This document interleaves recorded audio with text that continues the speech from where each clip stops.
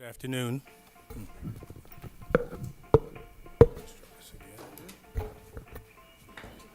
Okay. Good afternoon. Good afternoon. I'm Dr. Randy Hawkins, Chair of the Public Outreach Educational Wellness Committee. I want to ask all of us to please turn our cell phones to silent. You may notice committee members accessing their laptops during the meeting. They're using a laptop solely to access the board meetings materials that are in electronic format. This is an official meeting, business meeting of the Medical Board of California. As such, disruption of the board's business will not be tolerated. We have a designated time on the agenda for public comment and ask for public comment on each item. I ask that you be respectful of the need to conduct the board's business. Should anyone disrupt the meeting, I'll ask the person to conduct himself or herself in such a manner that permits the board to transact its business. This meeting will be available via teleconference. Individuals listening to the meeting will have an opportunity to provide public comment and will be assisted by a moderator who will be facilitating the teleconferencing process. For those members of the public participating via the teleconference, please wait until the moderator has introduced you before you make any comments. To request to make a comment during the public comment period, please press *1. You will hear a tone indicating you're in the queue for comment. If you change your mind and do not want to make a comment, press *2. Assistance is available throughout the teleconference meeting. To request a specialist, press *0. Each person will be limited to 3 minutes per agenda item. However, during agenda item 2, public comment items not on the agenda, the board has limited the public comment period to individuals on the teleconference to 20 minutes. In addition, public comment from individuals here at the meeting will also be limited to 20 minutes. Therefore, after 20 minutes, no further comments will be accepted. During the public comment on any agenda item, 10 minutes will be allowed for comments from individuals on the teleconference line and those in the audience. After 10 minutes, no further comment will be accepted. Business services staff will be assisting me with receiving the public comment via teleconference during this meeting. The board welcomes public comment on any item on the agenda. It is the board's intent to ask for public comment prior to the board taking action on any agenda item. If for some reason I forget to ask for public comment on an agenda item you wish to speak to, please raise your hand. You'll be recognized. I'd like to request all speakers to complete a speaker's presenter slip so I can ask you by name.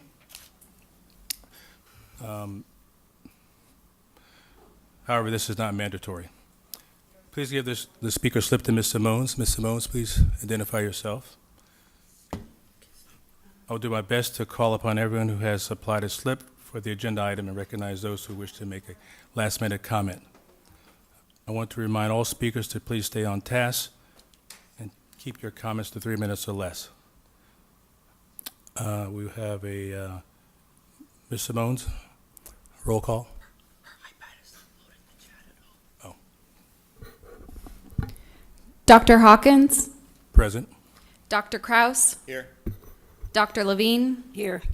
Dr. Lewis, Present. Ms. Pines, Here. Ms. Sutton-Wills, Mr. Warmoth. Here. We have a quorum. Did I neglect to say that the time of the meeting started is 1:05 p.m.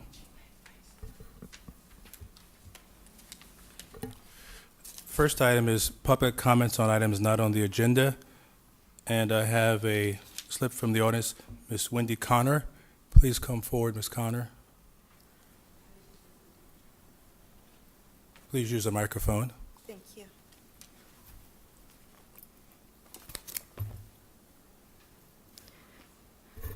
Good afternoon, Medical Board and Mr. Chair, or Dr. Chair. I'm really happy to be here. First of all, I want to thank the Medical Board for its public access and proactive stance in making a better world for the public.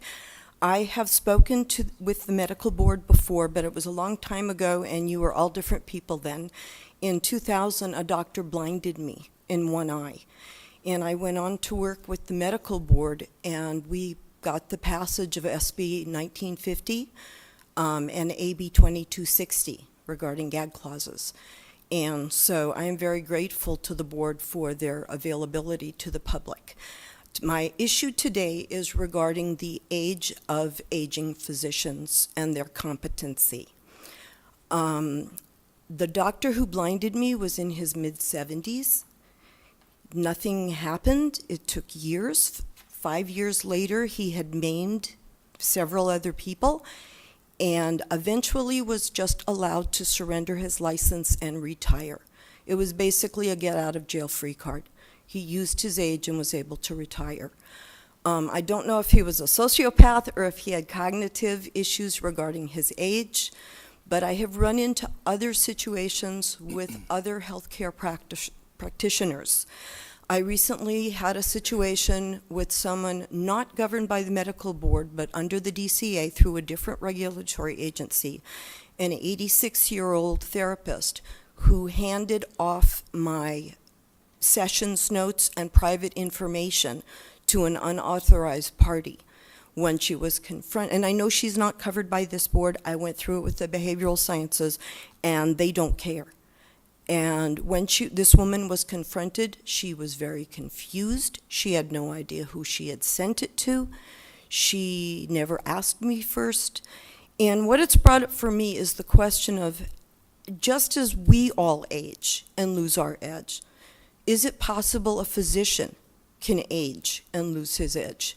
And the answer is yes, because we are all human. There's the case of the Dr. Bernard Sarnat. He was licensed in 1937. He died at the age of 99 while he was performing a surgery, in the middle of surgery. Pilots have to retire at 65. Pilots start getting cognitive testing at the age of 40. You would not get on a plane if you knew the pilot was 99. If you knew your surgeon was 99, would you have that surgery done?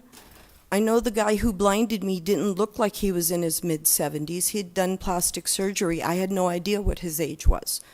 As a protection to the public, there does need to be some kind, just like when you get your driver's license. Please conclude. I'm sorry? Please conclude. Basically, studies show that mortality rates increase as a physician gets older. AMA, Stanford, many institutions talk about implementing testing of some kind at some age. What age, that needs to be determined, but there is definitely a decline in ability, eye-hand coordination, and decision-making ability as a physician gets older. I am proof of that in my permanently blind eye. And for the protection of the public, Australia has some testing implemented. Kaiser makes doctors retire at 65. State of California needs to be proactive. If you can't drive a car at 85, you shouldn't be able to perform a surgery. Thank you. Thank you. Thank you very much for your comments, and I hope you will stay for the entire quarterly meeting. That subject is being addressed in one of our sessions. Thank you. Thank you so much. Are there any comments from the phones?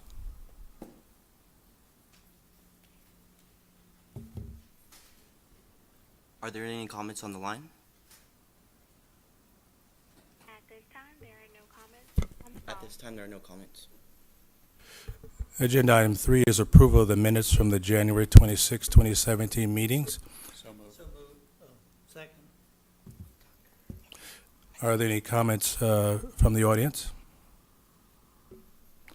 Are there any comments on the phone? Are there any comments on the phone? There are no comments at this time.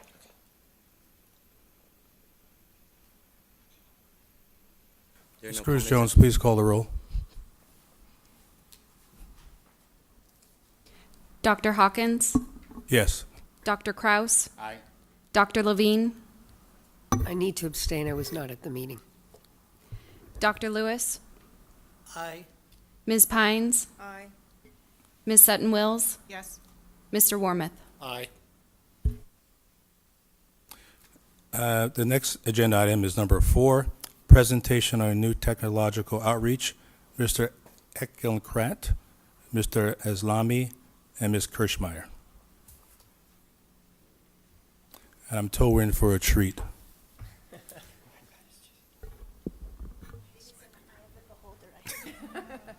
That's what I was told. Actually, I'm going to start it off. I said I would wait till the end, but I just, what you're going to hear is, I think, a real treat in our opinion. This is something that is unlike any other at this time that we know of. You're going to hear from our Information Systems Branch Program Manager and one of the staff from ISB, and we're really excited about what they have to say and the app that they're going to show you. Like I said, from what we have found anyway, we believe that this is the first in the nation for this type of application that we're going to be presenting, and definitely the first, I believe, from all of the boards under the Department of Consumer Affairs, and we're happy to be first out of the gate. So with that, without any more anticipation, we'll let you know what that is. Thank you for having us. Again, yeah, as Kim mentioned, this is something we're really excited about, so I'm going to try not to linger on too long about it and just address the main points about it. My name is Sean Ekelkrat. I'm the manager, as Kim mentioned, of the Information System Branch of the Medical Board of California, and with me is Frank Aslami today, who's the programmer that did the heavy lifting on this one in terms of putting the code together and launching this new application that we're calling right now the Medical Board of California's iOS application. So for those of you that aren't familiar with the term iOS, it's the operating system that iPhones and iPads run on. So an iOS application is an application that can run on an iPhone, an iPad, or both. In this case, if you program it right, it will behave the same way on either type of device.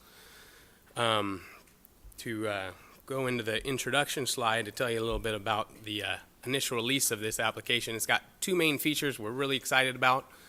We think these two features are good enough to bring this product to launch after discussing it with you all, but it's a platform that we can continue to add things to in the future. So that's a nice single application space where we can put everything we want to into the system. So the first main feature of the system that we want to show you guys today is going to be that all of the medical board's content from our website is customized and reformatted and in the application so that you can view it on the go. It's akin to having the bookmark in your browser, but it's in a even more. Our website is already in a mobile-friendly format, but this takes it a step farther and customize it purely for the mobile application side. We'll show some video here in a few minutes so you can see how that looks.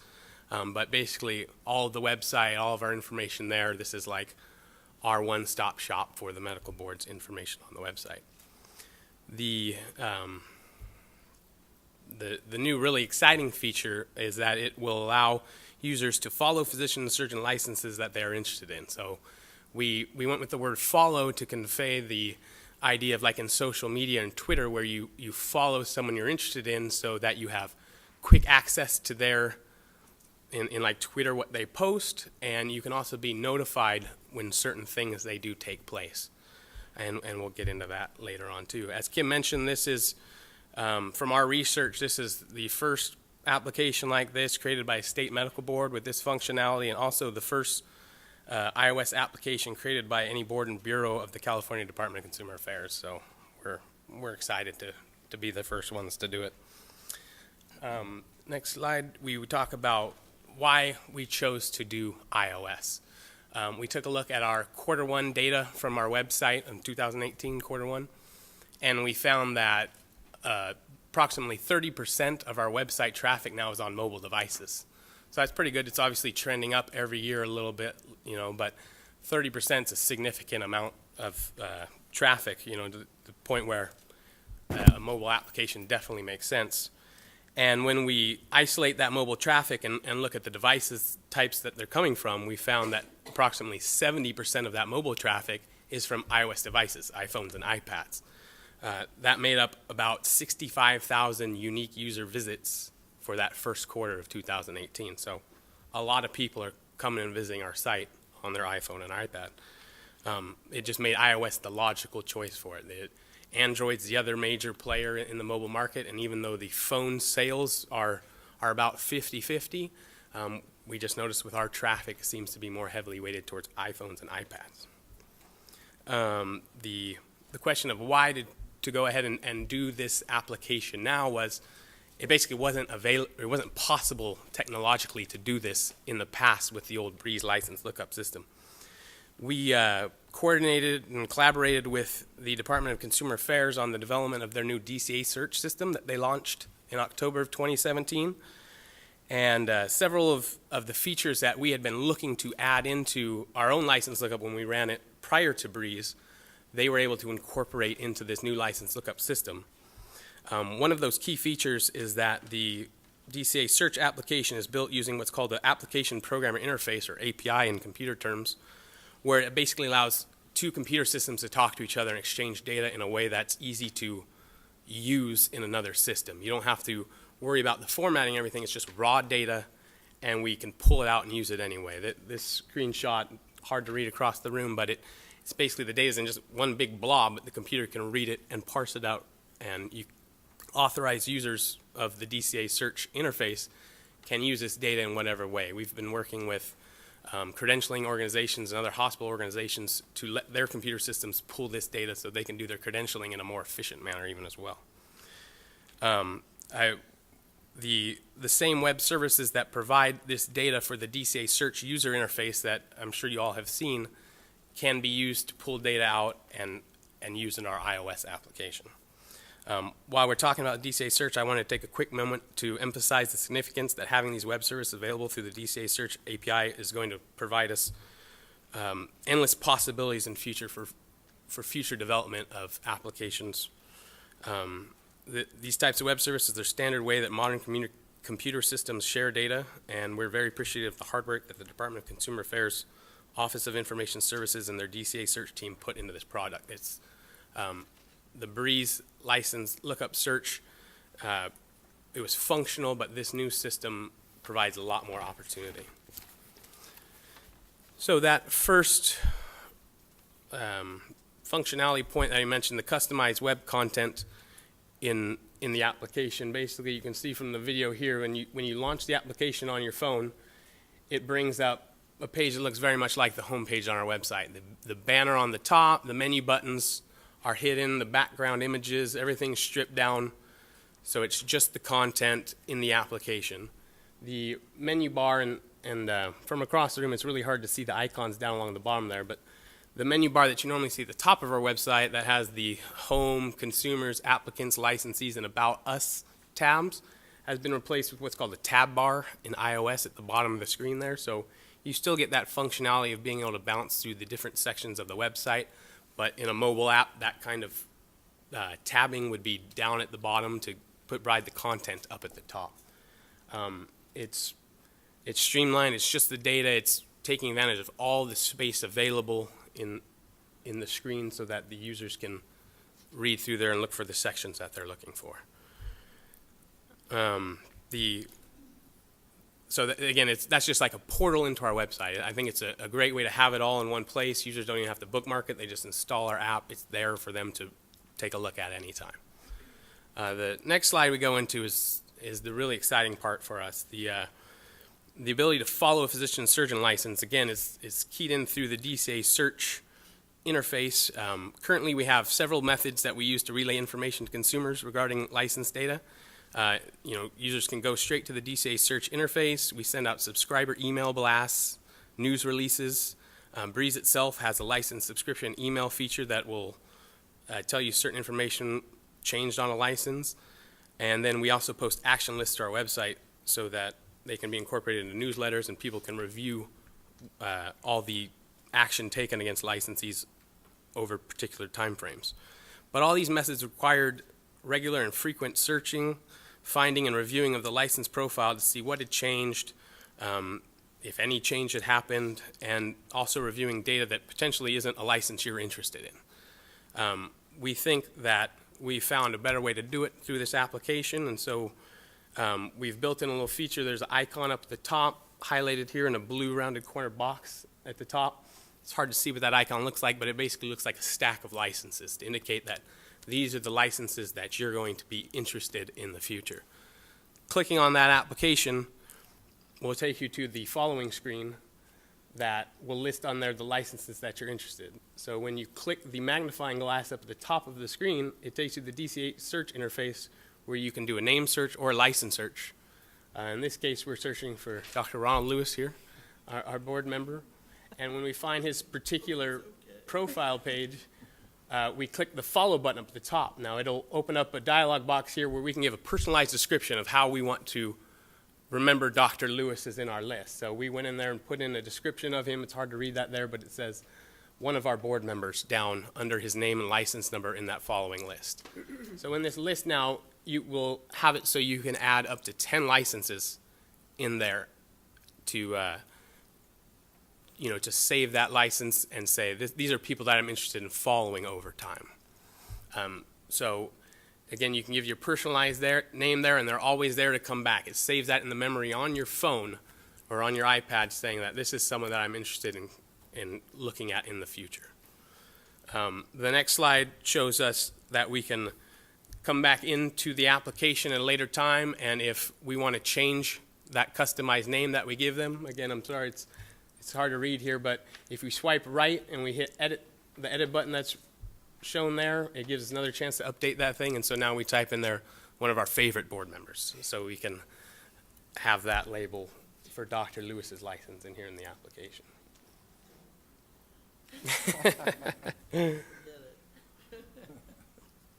So again, it's a little tough to read there, but so the line under Dr. Lewis's name there says one of our favorite board members there. It can be a descriptive name of any length that you want to stick in there. It could be in the little dialogue that pops up, the example we give is Sally's cardiologist. So if you're seeing multiple people or you have multiple people in your family that are seeing different types of doctors, you can label them in there accordingly.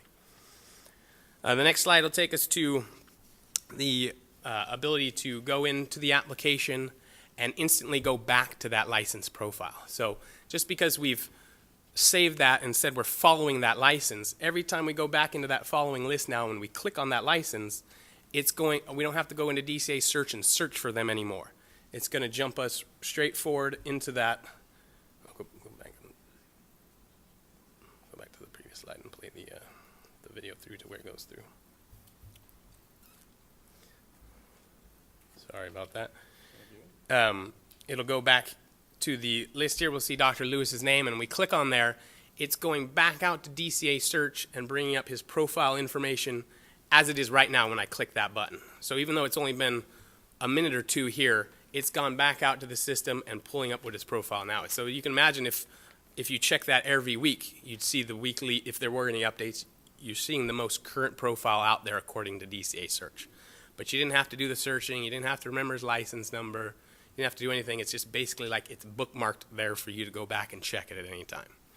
So it allows the user, whenever they want to go ahead and check to see, was there an update done? The next slide will show that we can go in there, and it's just part of the maintenance of your following list. You can basically use the swipe left functionality to delete that license out of your following list. You're no longer interested in having that individual in your list. So sorry, Dr. Lewis, we're going to go ahead and remove you here now. Didn't get to my prison. But so that functionality that you can add to your list, edit your list, delete your list, change it over time as you go on. It's not set in stone. It's up to the user to put who they want in there. The user's the only one that knows who they have in there, so there's nothing on our systems or anything tracking who that person is following. The swipe left for the edit, the swipe right for the delete are part of Apple's, they call them their human interface guidelines that basically dictate that this is how iOS applications should work. So it's very intuitive for a user to know that when you have a record in a list like that, you can swipe left and swipe right to do different functions on them, things like that. So we think it's pretty cool that you can go back in there, you can take a look at that profile anytime you want to, but having that list now and knowing who the doctors are that you're interested in allows us to do that API call that I mentioned earlier, where we can have your phone actually, you don't even have to go out and check. Your phone on a frequent basis will go out, make that API call, get all that new data for you and say, did anything change from the last time I looked? And if anything changed from the last time, it will notify the user by popping up, like a message box that you guys are used to getting when you get a text message or a new email or an update from your bank, any kind of thing like that. We have instant messaging apps and email apps that pop up all the time. Again, the banking account that tells you when something's withdrawn or deposited into your account. Well, now you can be notified when a license that you follow is updated by the Medical Board of California's iOS application. If the application is installed on the device, the user is prompted when they initially install it if they want to receive these notifications. It's an opt-in feature that some people don't want excessive notifications on their phone. So when it's first installed, it'll ask them, do you want to receive these notifications? If they opt into them, then the device uses a proprietary Apple algorithm called optimistic background fetch to automatically decide when to go out and do these calls. So what we've set a limit that we don't want to bog down or be a resource drain at all on the DCA search system. So we tell it, don't bother checking any more frequently than every 8 hours. From there, Apple's proprietary algorithm basically looks at several factors. It takes a look at the user's usage habits, network availability, battery usage, and other background fetch tasks and queue to decide when to go out and do that check. So if you're sleeping, it's probably not going to bother going out and doing that. But every morning when you wake up and you look at your phone, it goes, okay, I know that you look at your phone every morning at 7 a.m., so I might decide to go check this data at 6:30, so when you get on your phone, I can tell you if there was an update. Again, it's not something that we can control. We just know it won't happen any more frequently than every 8 hours, and in our testing, it happens a couple times a day, at least once a day, based on the user's behavior. The application must remain running in the background on the devices for the background fetch and notifications to run. There's basically what's akin to on a computer is doing the Control-Alt-Delete and closing out an application. There's something called a force close on an iPhone and iPad. Most users never do that. We all just hit the home button and the app goes away, and it's sitting there running in the background doing these things for you. So as long as the app is running, you're going to get the benefits of these notifications and background fetches. There are 6 different types of categories of updates that the application checks, and a special case for if multiple of these cases come up. It'll send out basically 7 different types of notifications we'll run through here.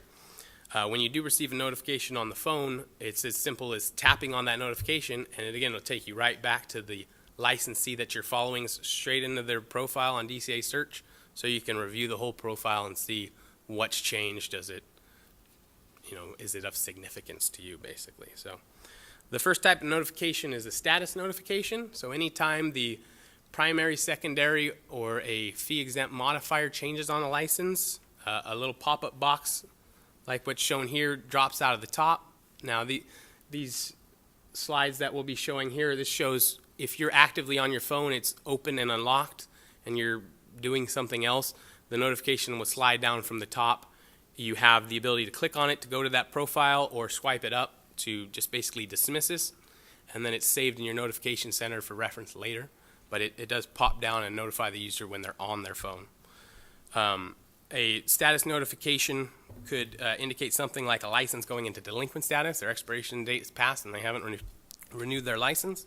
It could be a secondary status code that could indicate some various type of disciplinary action like probation. Anytime a probation status code would be applied to a license, it would notify the user, hey, I see probation on here now.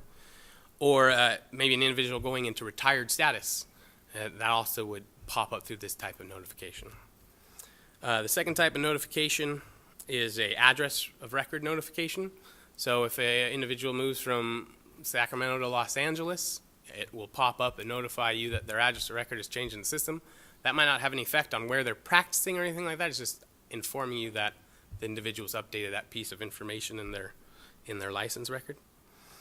The next type of notification is when the expiration date changes. So if your licensee that you're following renews their license and their expiration date goes from 2018 to 2020, it can inform you, hey, your licensee is in good standing again for another 2 years on their renewal. There's one caveat to that. When we have an individual license that goes into either cancel, surrendered, revoked, or deceased status, we suppress the expiration date in that case so that there's no confusion as to what that expiration date truly means. A while back, we had some individuals thinking that a license in deceased status, the expiration date could possibly be the date of death. So to clarify that confusion, we actually remove that. So when we suppress that expiration date in those 4 different types of statuses, this notification will not pop up just because we don't want to create any type of confusion. The next type of notification is a physician survey notification. So if a licensee that you follow updates their physician survey and indicate maybe that they have a new primary specialty or that they've obtained a new board certification, you can bring that to your attention. Again, you just would click on that link and you'd scroll down to the physician survey section and review it and see what's updated. Another type of notification is a public document notification. So when we post a public document to our website about this individual, it's available on their DCA Search license profile. It'll tell you, hey, a new public document's out here. Go ahead and review them. And finally, the public record action type of notification. So the various types of public record actions that we put out there, including administrative disciplinary actions, felony or misdemeanor convictions, malpractice judgments, arbitration awards, all the various types under the DCA Search Public Record Action section. If a new record is inserted in there or if that record is updated at all, it will post the notification letting you know to go out there and take a look at that. A lot of times that'll happen in conjunction, sometimes with a public document. Some of these different notifications can happen at the same time. If a individual that they renew their license and they submit a new survey application or a new survey, you could have both of those things trigger at the same time. So to avoid confusion on that, we have a notification that's just a kind of a generic license profile updated. That tells you that 2 or more of those different 6 notifications we just talked about have occurred and you should go in there and review it. It could be, like I had mentioned, a disciplinary action and a public document or a public record action being posted all at the same time. So we kind of have all the different elements of the DCA Search license profile and they're covered, and then a special way to tell you if multiple things happen. Again, these are all examples of when the license or when the device is unlocked and opened and the user's on it. On the next slide, we have an example of if your phone's off, it's in your pocket, you're away from it, something happens, and you come back and you turn on your phone, you'll see the screenshot there in the middle. I'm sure you're familiar if any of you have an iPhone where you'll have your list of your notifications from the last time you looked up your phone. If you're like me, that draws you to it from across the room, and you turn it on and you check what happened. And so this is an example of the lock screen indicator where it'll tell you here this was a status code updated alert here, but it still shows you there if you're away from your phone. When you come back to it, it's there waiting for you to tell you about it. And then the screenshot on the right is a sample of if you clicked on that notification, it would take you right into that license and show you the details. You can scroll up and down through it and review what has changed. The I mentioned Apple's human interface guidelines. They put together a extensive list of suggestions for you to build these applications and how to build them to be intuitive for users. We followed all of those principles that they've laid out. It's very, very detailed how far they go into it, but we still understand that there's some people that aren't regular mobile application users or want a little help. We have in the application a little question mark up at the upper right hand corner there, and it's highlighted there. We will be building into the application it's basically an overlay that when you first install the application and the first time you start the application, you'll get a little tutorial to kind of point out the things. Now, most people skip through it, but other people will be interested in seeing that information. And then we'll also have a link that takes you to an even more detailed section where we hope to have a video tutorial that walks people through it. So those that aren't comfortable with mobile phone applications and stuff like that, they can kind of get that introduction to the application before they start using it. We've held off on doing that. I'd really love to show you that today, but we've been holding off to make sure that the development's done before we make those kinds of videos and things like that. If we were to go and change anything, it would be a big resource drain to go and recreate all those things. But we have baked that into the application to have the in-application help available both through a simple overlay pointing out things to the users, and then even a full-blown like 2.5 to 3 minute video explaining how to use the system. I mentioned that this is the starting block for what could be all kinds of extra functionality added in there into the future. A couple of the things that we've have on our potential list here would be adding a share button. So I don't know if you've been on Amazon or something like that and you see a product and you're interested in buying it and you want to send it to your significant other or something and say, hey, should I order this? There's a little share button right in the Amazon app, and you hit that share button and it sends all that information to one of your contacts in your phone. Well, we can do that with our licensee. If I'm following a particular licensee and a status update happens, I can text that to my wife and say, hey, take a look at this. That ability to share that information with your contacts, it's kind of standard in these types of applications nowadays. Our traditional email subscriber alerts that are available through our website that cover actions relating to the license or practice of physicians and surgeons, board meeting notices, newsletters and news releases and regulations could be implemented into this, so you don't have to provide us with your email through our normal website process. If you have this app in here and you want to receive those notifications, we can have them pop up right in the app. The idea of embedding a contact us form so that individual, right now you can go to the About Us section of the website in the application and click the contact us, and there's the webmaster link in there, but we could have a special form in the app that would make that a little easier for users. The idea of adding more than just physician and surgeon license types in, we could have the midwives, the polysomnographic, all the different types of license types we do in there to expand kind of the features there. A portal into our Twitter feed so that we could help publicize our Twitter for others to gain followers on that side.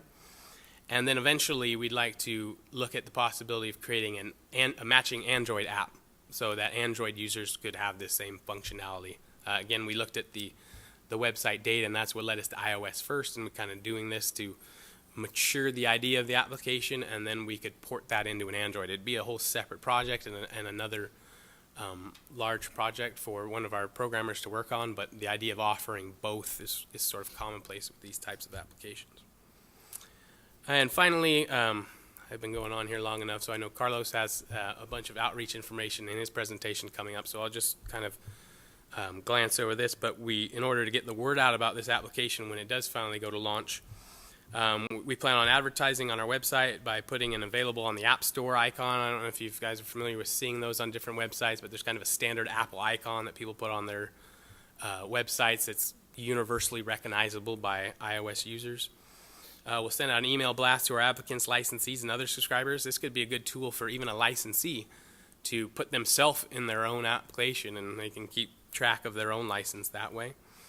We want to publish an article in our upcoming newsletter discussing the functionality, and then also advertising it on our social media campaigns in Twitter and everywhere else Carlos is planning upcoming outreach. So again, I hope I didn't run through any of that too fast there. Thank you for letting us come and present this to you. We're welcoming any feedback the board has to do. We're very interested in getting this out as quickly as possible. We wanted to give you guys all definitely ability to comment and address any issues or concerns you might have with it before we officially wrap up development and start looking at a date to launch this in the Apple App Store. So thank you. Well, great.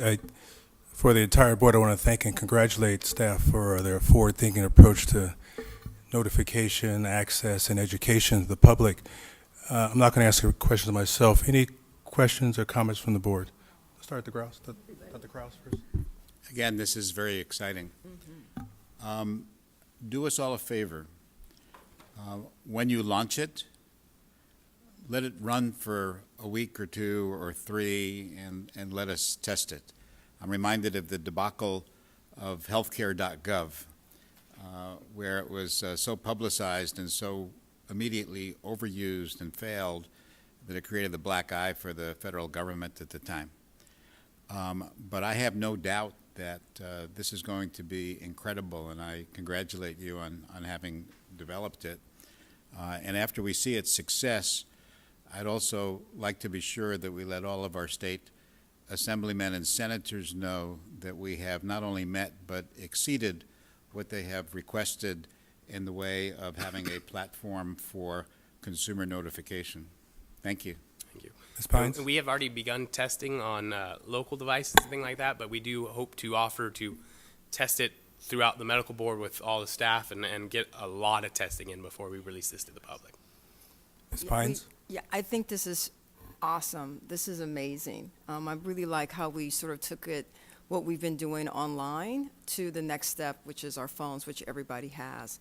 And I know not everyone has the more higher end phones. Definitely as you age, you tend to want a really sort of simple interface.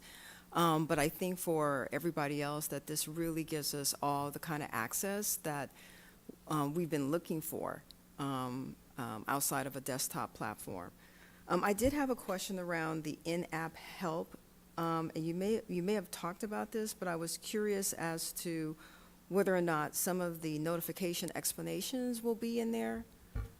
So the notifications themselves are, we're purposely not trying to point out what changed. We're trying to give them the section that changed and say, go out and review it in its entirety.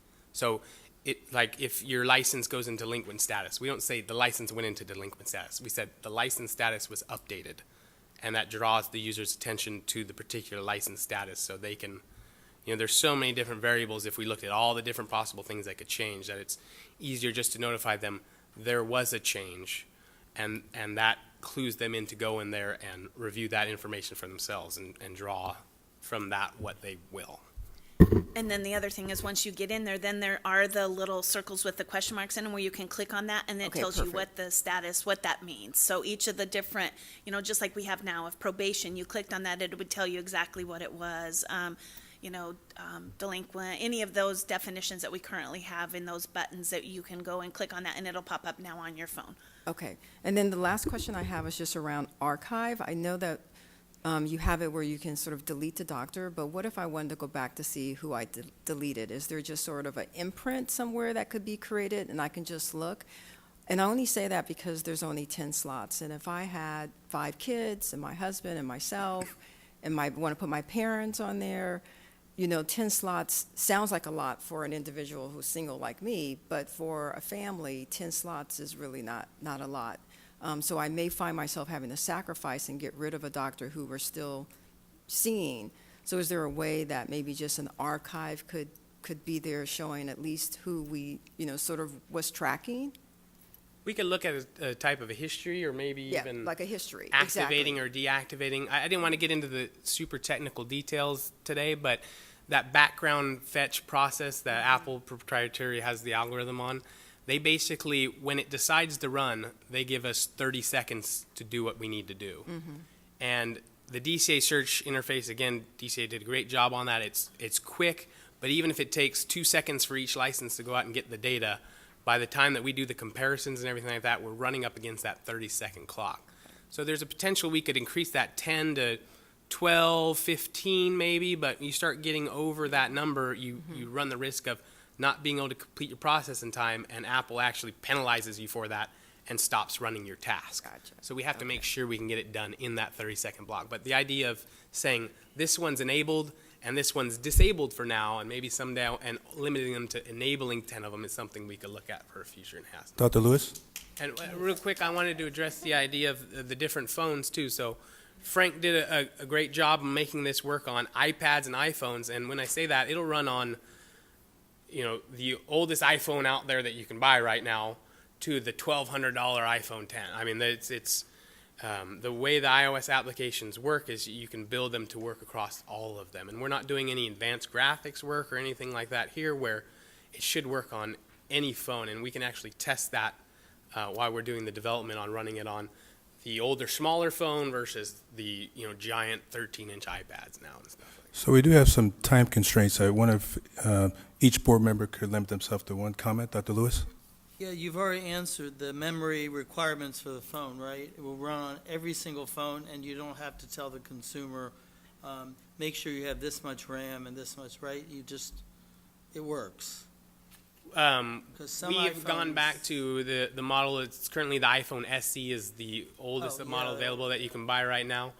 If someone had like an iPhone 1 laying around, there are some operating system things that we'd have to Okay. check out. But Right. 99% of them out there in the So population. the other question is, the app can then just be loaded on your Mac, because if you want to get a tutorial, you really need another screen.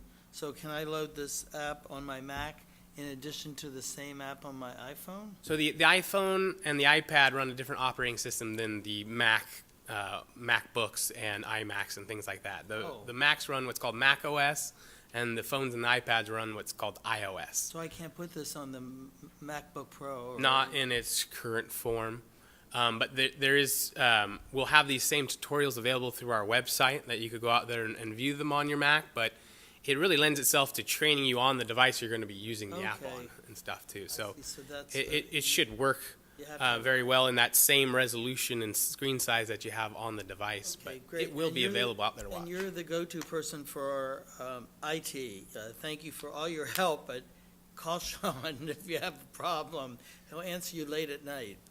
Well, not too late. I'm actually very Warmer? envious. This is something I've been thinking of for doing for quite some time, and in my recent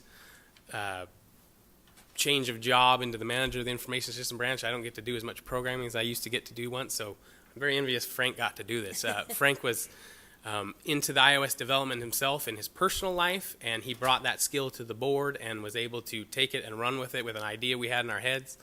And so, again, this was developed by the information system branch. We had our web team helping with icons and all kinds of changes to our website, but Frank did a great job on it. Good. Thanks again. Mr. Warmoth?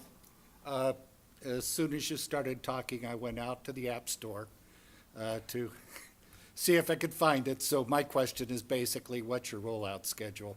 And I would also like to be a beta tester. A baby test. I wanted to have you at the end of the presentation tell you it's available now, like something Steve Jobs would have done or something like that, but it's, So I said no, just so you want to know. I said, let the members see it first before we put it out there. and I completely agreed that we wanted to get everyone's feedback, and we want to do that in-house testing too. So we have a little bit of development cleanup time to do, and then we want to do that testing. So it's probably something we're looking at more towards the beginning of the fiscal year, July. Just depends how long that testing does, how much bugs we find in the wild. It's one thing for us to test it in a simulator, it's another thing to deploy it to some phones around the office and have people use it for a while and throw out some particular test cases. So, I mean, it's there. We're running. I mean, we can play with this on a real phone right now. Soon is what I want to say. Sutton Wills? Most of my questions were already answered. I commend you on the work on this, and, I often look at the website on my phone, and so seeing the other capabilities will be great. One of the sections I just had a simple question on was fee exempt modifier code. So for a public member, that's fairly Greek to me, and so I'm also wondering, will there be something that makes it accessible to the everyday person who isn't Yes. kind of an explainer to the everyday person who doesn't do doctor lingo necessarily? And so as Kim had mentioned, when you go out to DCA Search, if a licensee does have a fee exempt modifier on their license, there's a special section that shows up just for those licensees. But there's a little blue bubble with a question mark in there, and you can click on there. And there's basically 4 different types of fee exemption. It's the volunteer, retired, disabled, and military service. It has a disclaimer style description of each of those if it's applied to a license. You click on that little bubble, and it'll show you in long form a full description of what that And so that bubble entails. feature is throughout the app then, so people can figure it out as they go along? Yes, that bubble feature is a feature of the DCA Search interface. We're just taking you there Carry over. directly. And that way, a user on a computer versus a user on our app is getting the same experience. If we fix something or add something to DCA Search, it's automatically incorporated in the app, things like that. Dr. Levine? So this is awesome, and my questions have been answered. Thank you. Before I go to the public, Ms. Webb, did anything come up legally when you were involved with the discussions with staff? The app, okay, great. This would be public record. Yeah, it's all the same public data available to the DCA Search, just a easier and more user-friendly way to get notified of those changes and get directly to the data. And, the biggest thing is that we've always been, told that individuals, if you don't go out and check your doctor, or if you don't, know something happens, you may check it once and nothing happens after that. This is gonna go straight to your phone. As soon as anything changes, you get it on your phone so you can see it. Okay, sure. What percentage of licensees have provided an email address to the board currently? Or high, I think the last time, because it was only like, we only had to mail out, how many did we mail out of the newsletter? 3,000? I think we have less than, I'll say less than 5,000 individuals who we do not have an email address for. So one suggestion would be an email blast to everyone whom you can find by email, letting them know the availability of this and that consumers are going to be using it, advising them to immediately download it from the Yeah, App Store. Applicants and licensees would be some of the first people we notify, for sure. Are there public comments in the audience? From the phones? There are no comments on the phone. Thank you very much. You lived up to its notice that this was very exciting. Thank you. Thank you all for having us. Let's see here. Agenda number 5, presentation on the new public affairs outreach plan. Mr. Villatora and Ms. Simones. Welcome back again, Mr. Villatora, to the board, and we're excited to hear Can I your actually, presentations. is there an issue with you guys using the staff table just so we can have this for public comment with the timer? MK.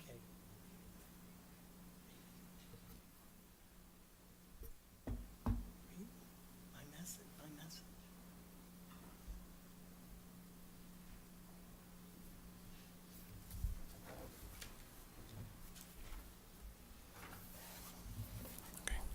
Are we ready? Hello. Excuse me. My name is Carlos Villatoro, and I'm the Public Information Manager for the Medical Board of California. I want to thank you for giving us the opportunity today to come and present to you our communications plan. I don't know about you guys, but I am very, very excited about this app, mainly because it gives us some content to promote and to market the app. So I think Sean and Frank deserve quite a bit of credit for the ingenuity and this really game-changing piece of software that they come up with. And we are going to do everything in our power to market it.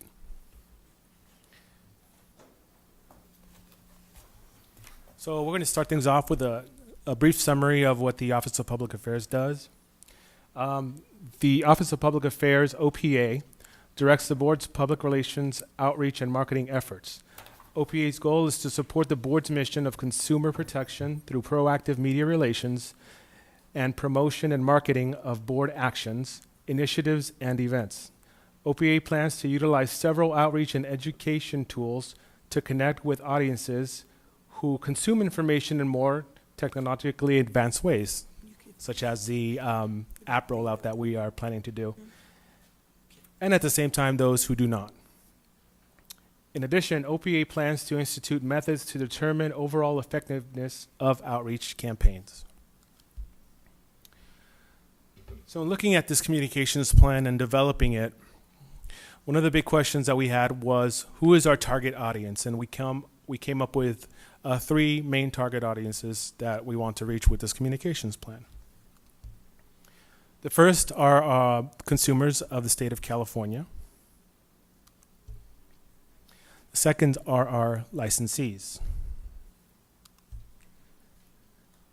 And the third are our California lawmakers. As you can see, that lawmaker is very happy he just passed something. One of the biggest strategies that we plan to implement to help us achieve the goals in our strategic plan is social media. According to a recent Pew Research Center report entitled Social Media Use in 2018, Facebook and YouTube dominate the social media landscape, as notable majorities of U.S. adults use each of these sites. At the same time, younger Americans, especially those ages 18 to 24, stand out for embracing a variety of platforms and using them frequently. Some 78% of 18 to 24-year-olds use Snapchat, and a sizable majority of these users, 71%, visit the platform multiple times per year. 71% of Americans in this age group now use Instagram, and close to half, 45%, are Twitter users. So people are using these tools to communicate. I don't know about you guys, but the news and information is delivered in ways that weren't really possible 10 years ago. And it's because of these technological advances in social media that they're able to get that information. So on social media, it's not enough to have an account. The content is really the king on social media. You have to be able to provide content that connects with your target audience and delivers the information that they're interested in. Content is king on social media as well as the internet.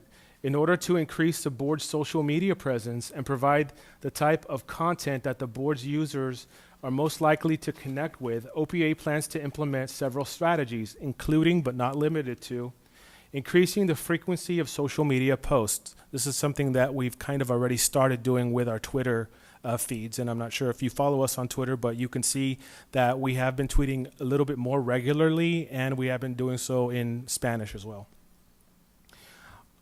Offering unique content such as Facebook live chats, Ask Me Anythings, etc.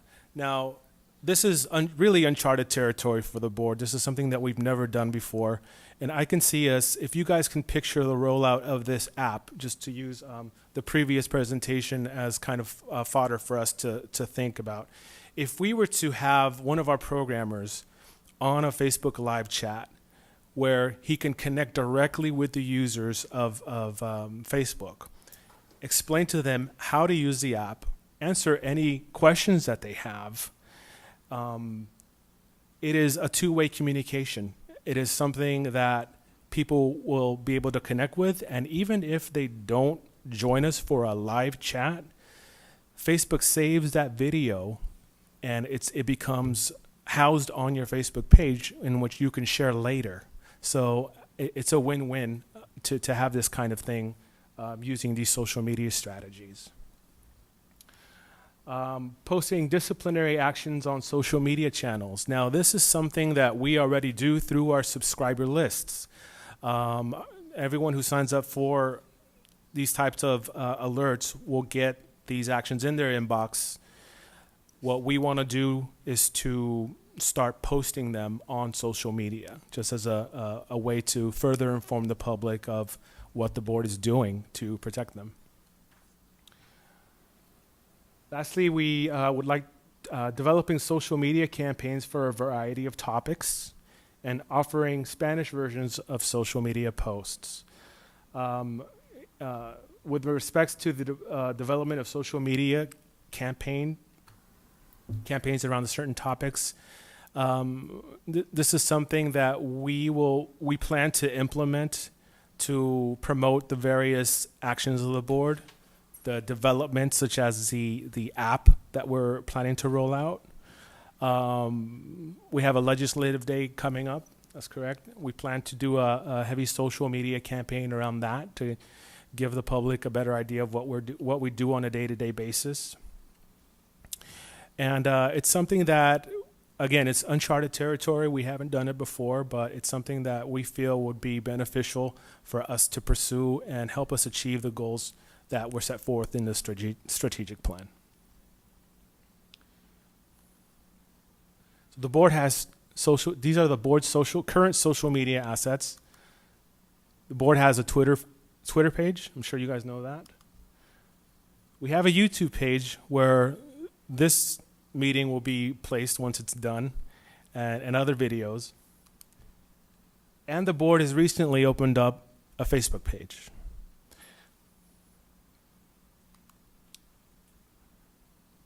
So for Twitter, and this is data as of April 4th, so these numbers could be slightly bigger. There are 353 Twitter followers, which makes it our most popular form of social media. For YouTube, we have 105 subscribers. And for Facebook, we have 47 likes. Now, I know what you guys are thinking. It's not a lot. But we are going to change that. We are going to develop these sites, provide content that users can connect with, and really develop our social media presence. Another big aspect of the communications plan, and again, these are things that we have never really done before, is the implementation of videos and podcasts. The board has purchased equipment, and you can see that equipment in the photo, to allow it to produce high-quality videos and podcasts for use on its website and YouTube channel. I briefly wrote some content ideas there, and I'll go through these. How awesome would it be for us to do a podcast or a video on the upcoming changes to licensing? A video on how to file a complaint. A video on how the board's disciplinary process works. It's a question that we always get asked. A video on how to download and use the board's iPhone app. A video on how to check up on your doctor's license. A podcast interviews with you, the board members, executive director, and staff members. Or how cool would it be to have a podcast interview from special guests from other state agencies, such as CDPH, DHCS, the Board of Pharmacy, and even legislators.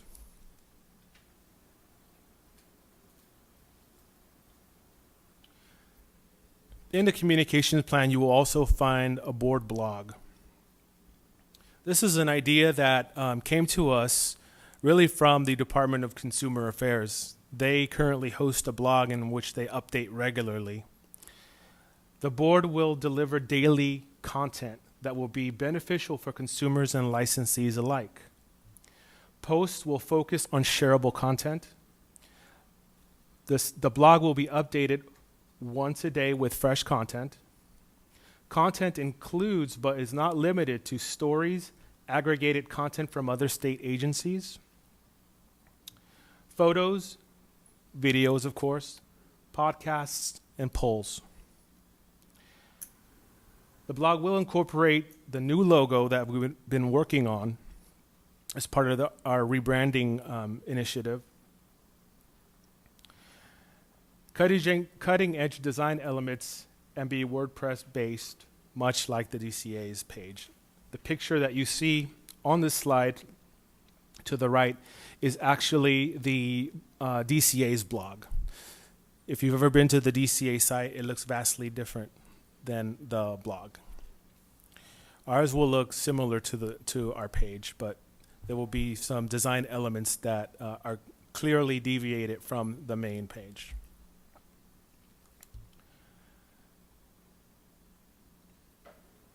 So, newsletter improvements. We have several ways that we want to improve the newsletter, one of which is increasing the frequency of the newsletter. OPA plans to increase the frequency of the newsletter publication to every month and a half. The publication dates are as follows: January 15th, March 1st, April 15th, June 1st, July 15th, September 1st, October 15th, and December 15th. Increasing the frequency of the newsletter will ensure that articles contained are timely, relevant, and useful to the board's target audience. Another major improvement that we plan to do with the newsletter is a redesign, a complete redesign. And we have to give credit again to Sean's team, who we've been working closely with on several design elements. The first of which you will be hearing would be the logo. You've probably seen that already. OPA and the board's information systems branch plan to redesign the newsletter with a fresh new name and a design that is more modern and more visually appealing. I created 3 mock-ups of what the possibilities are. These are not the final designs, but I did want to give you a glimpse of where we could go with it.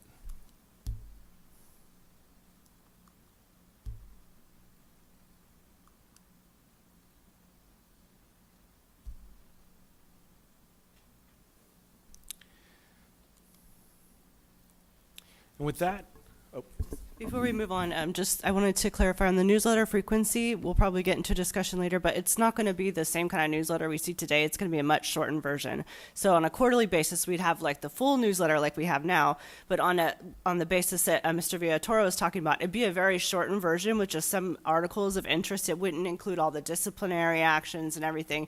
So the idea was, we had talked to Ms. Pines a little bit about like getting information out there. So you don't have that huge newsletter every time, but just some articles that may be of interest to licensees. So I just wanted to clarify that before we start our discussion. It's not like we're doubling our workload or anything. We're just trying to kind of provide a shortened version that may be of interest to licensees. So, and with that, we welcome your feedback and your questions. Oh, yeah. So the medical board strategic plan had a revamp of the outreach, and the ideas that presented came from that strategic plan. Are there comments from the board? Dr. Levine? Just a question, which is, what's the process for editorial review going to be for both the newsletter and I'm particularly interested in the blog? We have a great accountability to communicate. We have a greater responsibility that communication is accurate, relevant, and meaningful to the recipients. And I'm just wondering, with a daily blog, what is the process for editorial oversight and review? Well, sorry. I don't think we've gone. These are kind of like at the idea stage right now. I'm not sure with the blog if it would be like a overview by the executive director, or because I'm not sure that the editorial board would have time to review things on a daily basis. But with the newsletter, it would be much fewer articles, and it would also mean in the quarterly newsletters there'd be less content, more content spread around. But yes, we would definitely want the editorial board to look at those articles that go in the newsletter. Right. And I guess what I'm asking is, when you're thinking about putting out a blog, I think you need to, as part of that thinking, incorporate how you're going to assure the accuracy, relevance, and meaningfulness of what's in there to those who are going to be seeing it, particularly if it's something like a daily blog. Yes, there will be a lot of planning, and right now we have not entered the planning stage of the blog.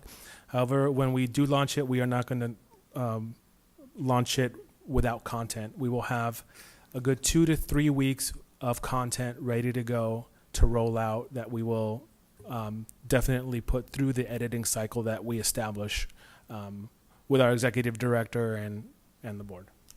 Okay.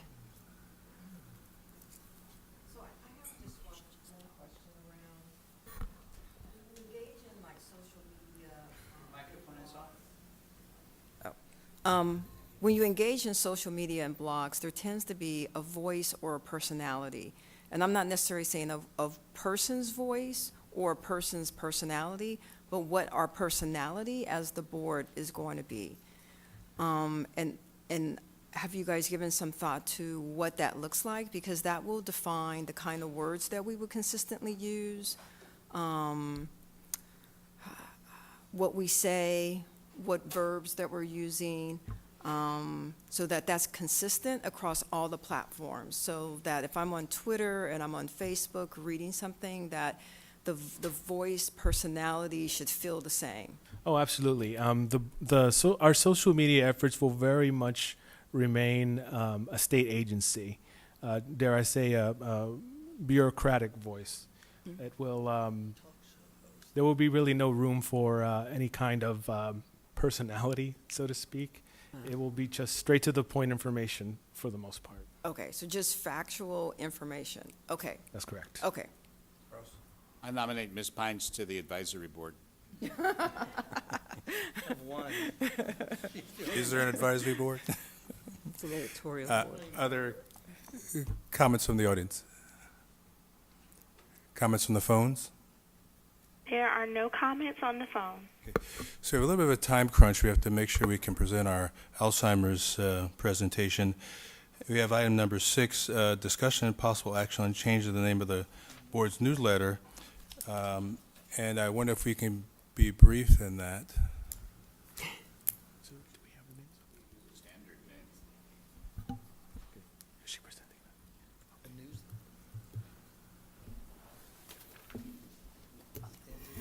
So what we did is we actually did through our newsletter, we offered individuals to send us ideas on newsletter names.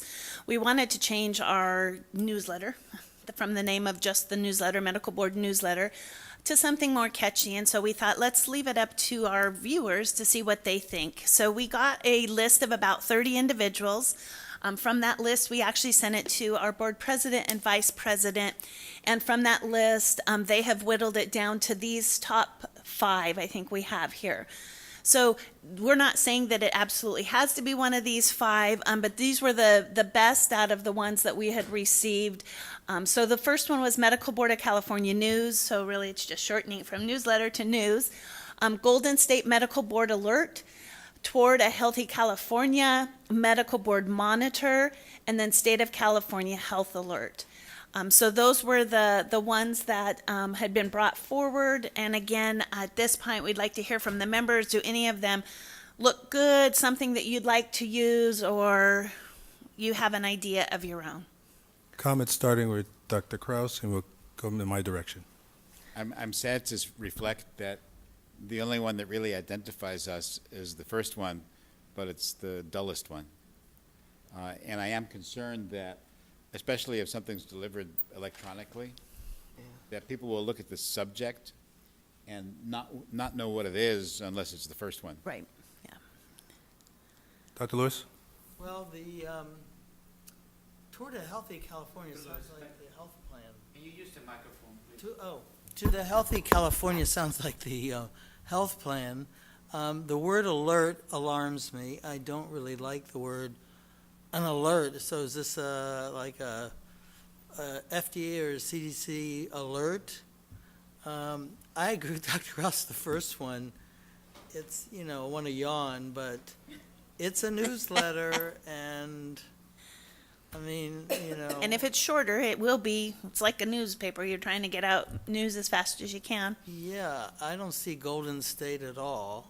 There's an organization called the Golden State, so it gets, association, so it gets mixed up, I would think.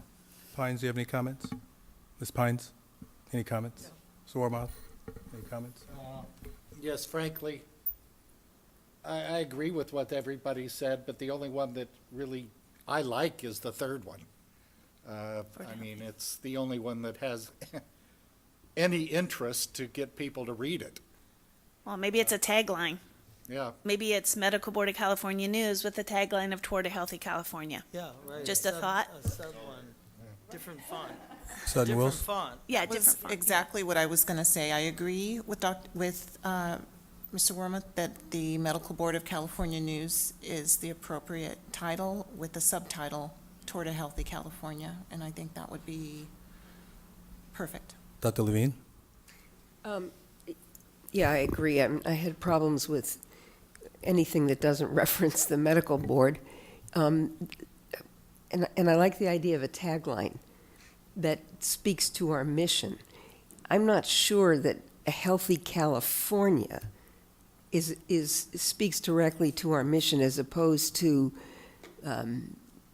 protecting the health of Californians or promoting the health of Californians through its licensing and enforcement, unspoken through its licensing and enforcement functions. Toward a Healthy California, there's let's get, the secretary is let's get healthy California. That's right, yeah. It sounds too much Too like close that to to that. me. One suggestion. No. Sutton Wills? Toward an Informed California Because is that my is both amendment to that. patient and physician. Is everyone willing to make a motion? How about Californians? I'm gonna make a motion that the name of the newsletter be Medical Board of California News. It's simple, it says it all, and then we don't get involved in, well, it could mean this, it could mean this, just keep it clean. We've used it. Is there a second for discussion? Is there a second? Yeah. No second. I think, I love the idea of including something that is aspirational in it. We can debate, do we have to decide today? Is that Do we the have to? deal? We do not. We can go back and look for a tagline to go with it. We can switch it to Medical Board of California News right now. What I was looking for is, for our next meeting, you're going to get a copy of the brand-new strategic plan, and I cannot remember for the life of me what our tagline is for our vision. So what if we use the vision of our newsletter as the tagline? We developed it. I can't. Mary Kate, do you have a strap? Yeah, we line spent for a me? lot of time talking about it, too. Yeah, we just did it, and but if you give me 1 minute, let me see if we can get that, and then, Have we lost our vision? no, I've lost it. Oh, you're the right person for her to see. Okay, so the vision is, it's a little long, to be the premier consumer protection agency leading the effort to advance high-quality, safe medical care. So it could be, we choose to advance high-quality, safe medical care. That's a tagline that we have, which is really kind of our, It would fit on an 8.5 by 11 versus the. not the whole thing. We can't do 10 the by whole thing. 14. That's not a tagline, that's a Could I- sentence. In order to move the agenda here, could I suggest that we go ahead and approve this motion and work on a tagline for the next Absolutely. meeting? Second. Second. Any further discussions on that? So is that adding to Ron? That's adding, you're seconding really I- to I'm Ron's. Seconding mine, You're amending it. right? Okay. Okay. Comments from the audience? Comments from the phone? There are no comments on the phone. Ms. Cruz-Jones, you take a roll? I got it. Okay. Dr. Hawkins? Yes. Dr. Kraus? Aye. Dr. Levine? Aye. Dr. Lewis? Aye. Ms. Pines? Ms. Sutton-Wills? Yes? Mr. Wormuth? Aye. Okay, motion passes. Thank you very much. I'd like to apologize to our speakers, item number 7, presentation on Alzheimer's disease detection, diagnosis, and disease management by Mr. Terrence Kelly from the Alzheimer's Disease Program, California Department of Public Health, and Dr. Sarah Creeman from the Mary S. Easton Center for Alzheimer's Disease Research at the University of California. I hope you allow me to not read your bio and allow you to do your presentation for the sake of time. Just to mention that Mr. Kelly's background is in social and behavioral sciences, and Dr. Sarah Creeman is a physician, medical degree, and she's at UCLA. Thank you. Thank you. Hello, everyone. I'm Terrence Kelly, the Program Manager for the Alzheimer's Disease Program at Department of Public Health.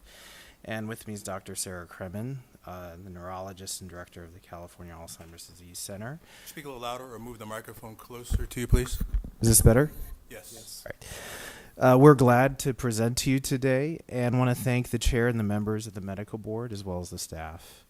We're here to tell you about the 2017 guidelines for Alzheimer's disease management and give a general overview of the process, content, and dissemination. We're also here to provide an overview of our toolkit for early diagnosis and detection of Alzheimer's disease, and we will take questions at the end of the presentation. Just a little bit of a background on the program. The program's primary function is grant administration for 10 California Alzheimer's disease centers and administration for Alzheimer's disease and related dementia research grants, as well as education and training of health professionals. The program was established through Assembly Bill 2225 in 1984, and was extended by Senate Bill 139 in 1988. As of 2017, the centers in total have treated roughly 1,300 patients and diagnosed about 700 cases of dementia. The research grants, which are funded through a voluntary contribution fund, since its inception has provided more than $24 million for over 125 research projects encompassing the areas of basic science, caregiving, diagnosis, epidemiology and behavior management, biomarkers, early detection, and drug therapies. A yearly comprehensive program evaluation of the 10 centers is performed to better monitor activities and understand the expanding needs of Californians living with Alzheimer's and their caregivers. This is just a slide to show the center's locations throughout the state of California. This is a slide that presents the dementia primary diagnoses from 2015 to 2016. As you can see from the chart, probable Alzheimer's disease was the most cited primary diagnosis for dementia patients examined at the centers, followed closely by possible Alzheimer's disease. Mixed diagnosis was the third most common form of dementia. Our next slide discusses the 2017 guideline for Alzheimer's disease management, which was updated in statute per Senate Bill 613. The program, in partnership with the Alzheimer's Association, conducted work groups comprised of stakeholder experts in Alzheimer's disease, and the meeting took place on June 29, 2016. The stakeholder group included a number of representatives, including gerontology specialists, neurology specialists, psychiatrists, and principal investigators from the California Alzheimer's Disease Centers. In 2012, the Let's Get Healthy California framework, led by Secretary Dooley, has one of the focus areas of living well, preventing and managing chronic disease. Our guideline followed this framework. Again, the 2017 update reflects new evidence, improved practice, and changes in law. This is the 4th edition of the California Alzheimer's Clinical Care Guideline, and it was first published in 1998 to address changes in scientific evidence, clinical practice, and state and federal law. The guideline contains 4 primary topics of assessment, care plan, education, and support, and important considerations. Hi. So I'll take it from here. The guideline essentially is just 2 pages, and we're hoping we tried to make it simple so that it wouldn't just get put on a shelf, because we know that primary care providers and everybody else are very busy. So I'm actually going to forward here. It has 2 sides. The first side was basically to update what had happened essentially since the previous update in 2008. It has 2 major categories, basically new government policies and emerging practice trends.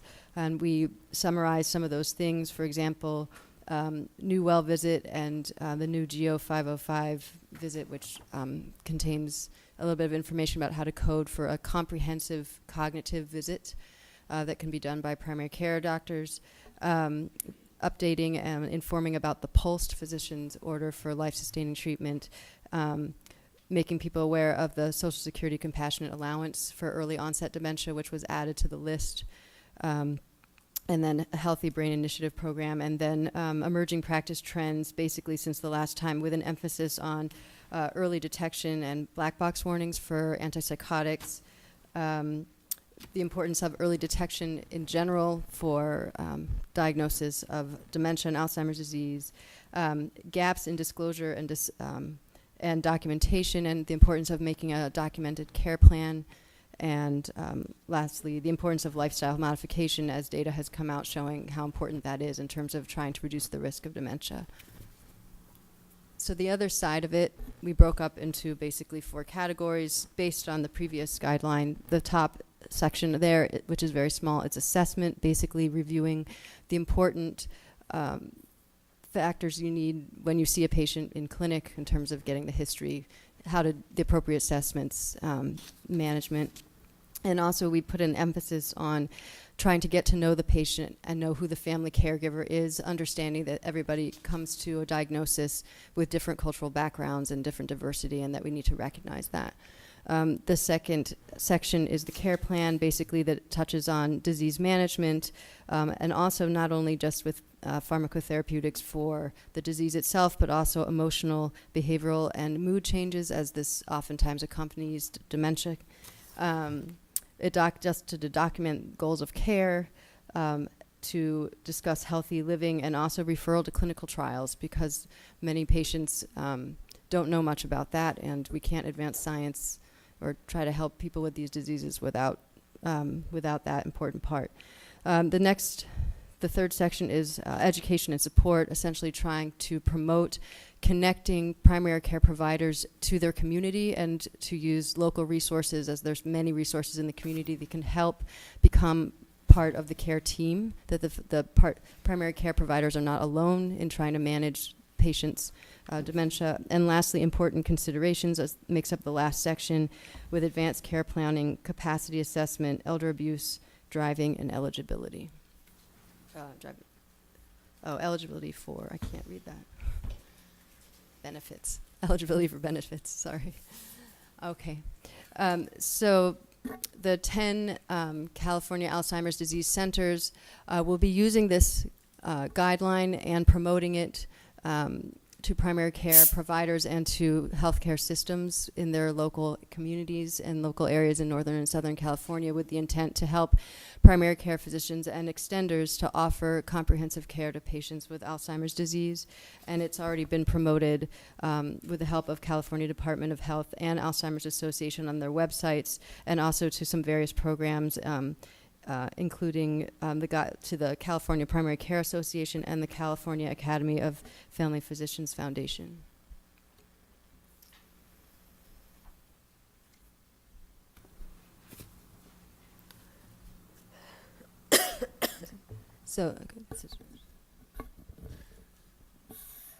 So our program at the state worked with the Physician Consortium for Performance Improvement to incorporate the guideline into a recommended national quality forum, a clinical quality measure used by CMS for the physician quality reporting system. The current measure, version 6, is CMS 149 version 6 dementia cognitive assessment, and has been used in physician quality reporting by CMS since 2014.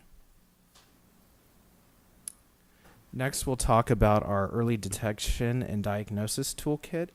Health and Safety Code Section 125-280 was changed to include a focus on early diagnosis and accurate detection of Alzheimer's disease. In addition, the legislation called for determining the standard of care in early and accurate diagnosis of Alzheimer's disease, focusing on Medicare and Medicaid policy and reimbursement. Since the late summer of 2016, the program has led a planning committee work group along with all the 10 centers to develop a toolkit that addresses the legislative intent. Dr. Howard Rosen, a neurologist from UCSF, has been leading the effort with the CADCs, and there's been a focus on African American women, Latinos, and health disparities.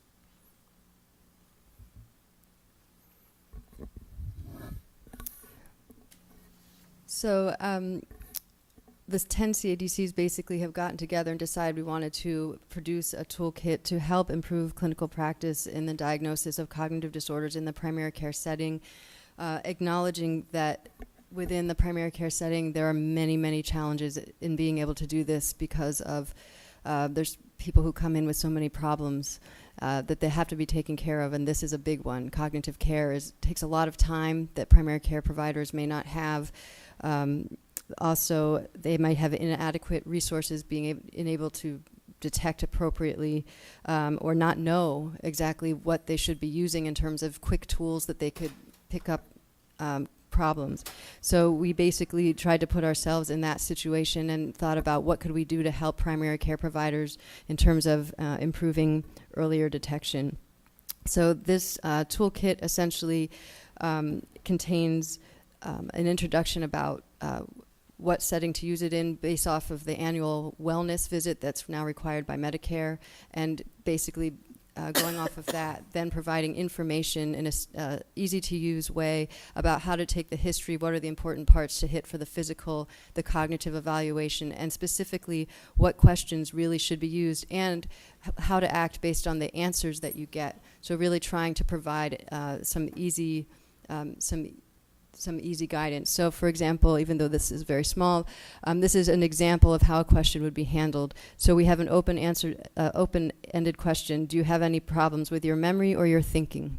And in the green column, it would be sort of a normal kind of, well, you know, every once in a while I have problems, but I can always end up remembering it. Essentially, if you come up with certain answers that seem kind of benign and normal to a specialist that we see a lot, we'd say, that's probably normal aging. If you come up with questions that maybe, you know, you think, there's a problem but it seems fairly consistent with Alzheimer's disease, that would be maybe the yellow columns. And the red column is where somebody's definitely telling you, hey, something that they just said triggers you and says, you need to send them to a specialist. Don't wait on this. Send it to the specialist. And what we've tried to do that is for all sections. So cognitive care, the physical exam, things that trigger that once they get to a specialist, we know those things regularly, but a primary care doctor may not. And we want to give them that information to help them feel more comfortable with a basic run-of-the-mill Alzheimer's disease, but to flag things early. Hey, if this seems unusual, send them to the specialist earlier.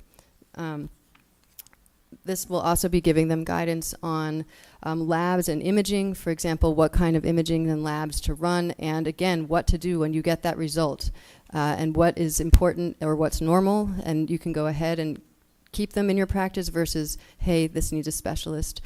We also are providing that kind of information for counseling and as well billing guidance.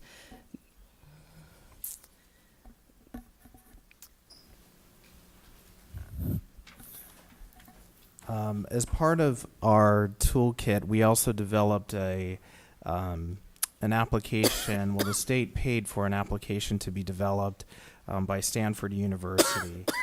Stanford University California Alzheimer's Disease Center developed a geriatric depression and dementia scale mobile application as a new tool to aid in the detection and diagnosis of cognitive impairment and dementia.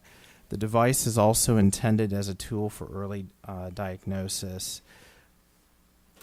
The geriatric and depression screening application can be used in a myriad of clinical settings to assess symptoms of depression and other mental health conditions and potential cognitive impairment without impinging on valuable face-to-face clinical time.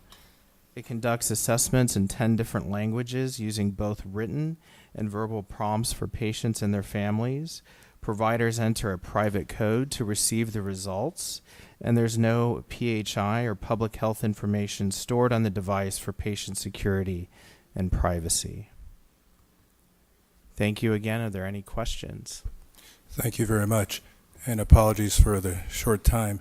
Comments from the, or questions from the board? Dr. Krause? Oh, Dr. Levine? Yeah, just a couple questions. Your pie chart shows percentages. What's the N? Oh, let's see.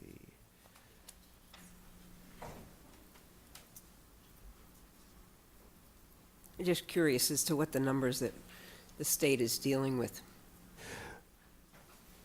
So we had around, in the pie chart that you saw, that was data from 2015-16. We had about 588 patients that were diagnosed with dementia as a primary diagnosis. Or underlying cause was also determined out of 22 other possibilities. So if they're not seeing... and this is just at the 10 centers. This is not statewide data. Right, correct. So that's my second question. Did you involve folks, both end users as well as specialists from outside of the 10 centers, both either in terms of the guideline development or the testing of the toolkit? Yeah, in the guidelines, we had a number of individuals that were involved in the development outside of the centers. The Office of the Patient Advocate through the California Department of Managed Care, as well as advocates from both from many chapters of the Alzheimer's Association. We also invited health plans, directors of some of those health plans, some of the... So it was an open... Yeah, it was an open forum, process. yeah, or open process. And my final question is, unfortunately, the print is small in here. The one thing I didn't see on your slides was around the guideline was a discussion of pharmacotherapy, both initiation and deprescribing. Is that in there? Yes. Okay. Yeah. Thanks. How will you determine the utility of the toolkit? Is there a follow-up? So the toolkit is not, it's almost ready to be tested. And we've talked a lot about that, and the state is requiring us to show utility. So actually, the UCSF, where this is being headed by Dr. Rosen, they already have run one focus group with primary practice providers, but we're going to be doing other focus groups now throughout the CADCs, and eventually are going to be developing methods to be able to test it more fully once we roll it out amongst health. We're hoping to enroll health plans, or, to get health plans to take this on as well. We look forward to your return. Any comments or questions from the audience? From the phones? There's a question from Susan Lauren. Your line is now open. Hi.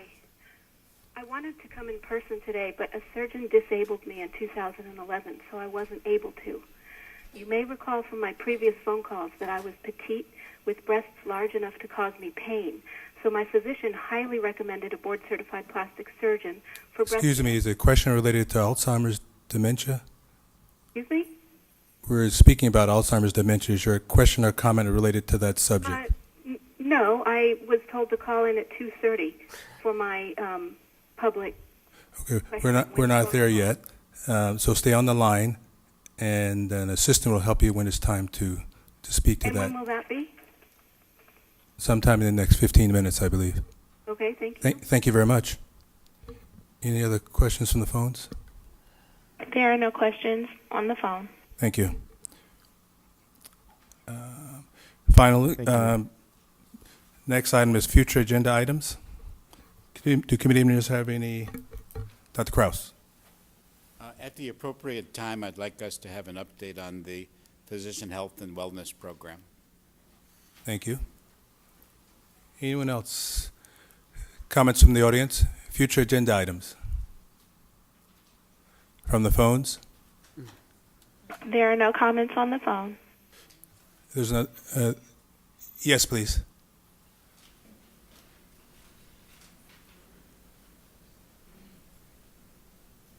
Hi, I'm Wendy Conner. I spoke earlier today. I hope you will take my suggestion seriously about monitoring older physicians and their capabilities to provide adequate health care. Thank you. We will, and it is an agenda item this quarterly board meeting. So I hope you'll stay and will participate. Thank you. So I want to thank everybody for being here today and for participating in this meeting. And the meeting is now adjourned at 2:40 p.m. Thank you.